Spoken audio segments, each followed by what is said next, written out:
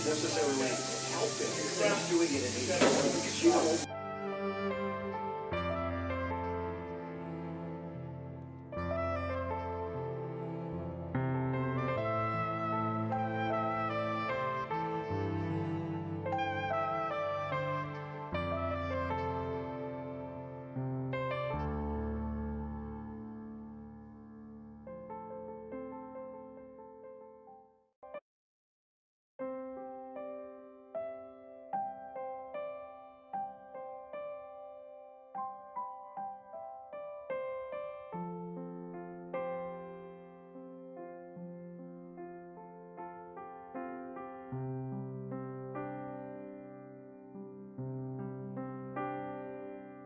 John, a couple of weeks ago, approached me and he says, "Bob, can you do me a favor?" And I went, "John, for you I would do anything," because he's such a nice guy.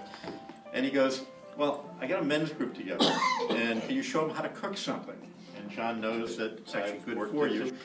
It's very, very cheap to make, and it's pretty easy.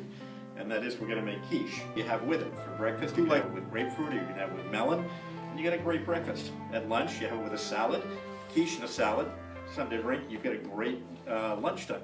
For dinner, you can have with soup, have the quiche itself, and then have something for dessert, you've got a great dinner. So if you want to go a little bit over on something, or you want to change one of the ingredients in it, that's up to you, all right? It's not a big thing, okay? Baking is totally different. Baking, you have to be exacting your measurements, exact what you put in, because if you don't, it's to come out ruined. But cooking you can play with. Cooking is more like art. Baking is more like a science. We're cooking right now. It's art, okay? This in the oven for about 10, 11 minutes. It's going to go in that pie crust, and if we don't do that first, when you cut the pie crust, it's going to be soggy. You don't like soggy. Healthier when you eat it, and it's easier to break up when we get done. So we're going to take about 4 or 5, maybe 6. But if you use a black forest, is there a difference between brown eggs and white eggs? Anyone know if there's a difference between brown eggs and white eggs? Yeah, the color. The color. Do you think there's any other past half an hour? Actually, right? Wash your hands first. I've got my 3 eggs in the thing here. You know what half and half is? Take a wild guess. Half skimmed milk, half and half. It doesn't really make that much of a difference in the consistency when you don't use white pepper. The reason why you don't use white pepper is it is a lot hotter than black pepper, and because it's white, you don't really see how much you're using at one particular point in time. You can really go green onions, okay? If you don't have scallions, you can use onions. I like.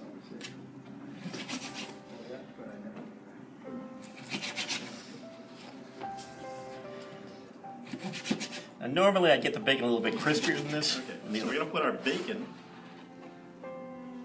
evenly in our quiche right here. And we can go in and rearrange it. Mexican cheese blend here.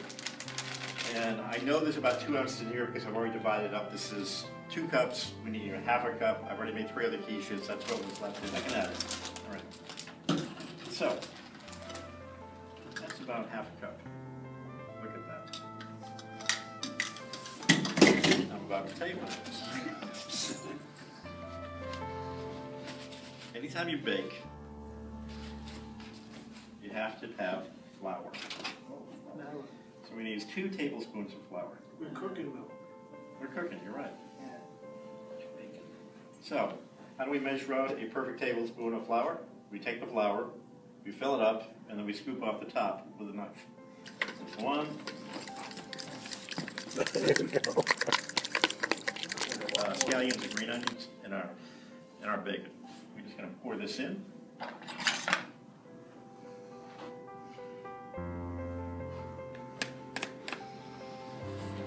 Spread it out in our quiche. As you can see, it's not all the way up to the top. But we also want to garnish the quiche and give it a little bit more flavor. So what I took is I took some grape tomatoes and I cut them in half, and we're going to garnish the quiche with some grape tomatoes before we put it in the oven. We have more than enough. Thank you, John. Either that or you didn't count them right, one or the other. I don't know what you did. So. Oh, maybe you didn't put enough on the other side. Maybe it's my fault. Preheat the oven at 375 degrees. It's going to take about 40 minutes for it to cook. Okay? 375. 375.40. That's right. Okay, put it on cooking sheet. Either that or put some aluminum foil on the rack here.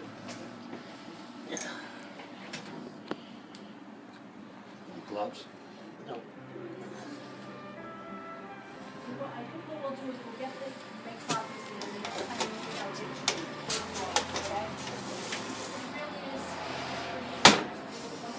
We did 4 quiches. I made 4 quiches. They're in the oven right now.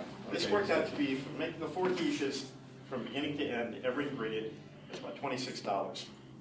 $26, 4 quiches, that's 24 slices of quiche, which works out to a little bit more than about $1.20 a slice of quiche. All right, you're cooking something yourself, it's gonna cost like a third of that, and it's gonna taste a lot better, and it's gonna be better for you.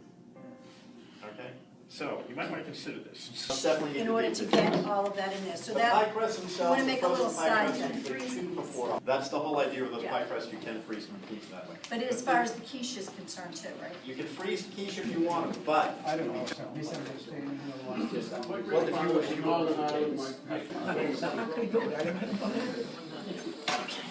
didn't know. this one. Oh, I need it. Yeah, go ahead. How many variations of quiches are there? Oh, there's gotta be like 100. Whatever, comes to your mind, right? Yeah. First one is usually the messiest. And the wedding stuff.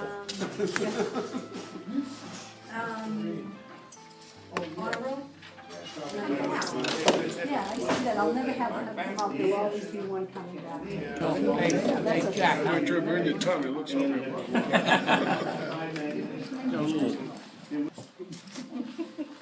After all your hard work. It's really hard. So thank you very, very much. Thanks.